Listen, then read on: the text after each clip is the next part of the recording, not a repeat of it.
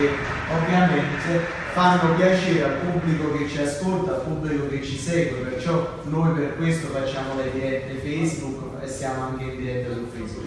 Giusto, se mi consenti un attimo, voglio ricordare una cosa che io ci tengo particolarmente al cuore, lo dico sia televisivamente che in diretta su Facebook, perché il show napoletano è collegato sia televisivamente che in diretta su Facebook. La faccio anche vedere, l'arcobaleno napoletano dedicato ad Ileana Bagnaro, evento di solidarietà in collaborazione con la Fondazione Melanoma Onlus, mercoledì 7 dicembre 2016 alle ore 20:30, conduce Veronica Maia presso il Teatro San Nazzaro di Napoli. Se la regia mi fa in primo piano, eccolo qui, l'arcobaleno napoletano conduce Veronica Maia mercoledì 7 dicembre 2016 ore 20:30, ideato da Anna Capasso, direzione artistica Diego Paura. Quindi facciamo un applauso, complimenti, che sia veramente un Teatro San Nazzaro pieno come tutti gli altri anni, e facciamo un applauso agli amici Paura e Capasso per questo grande evento,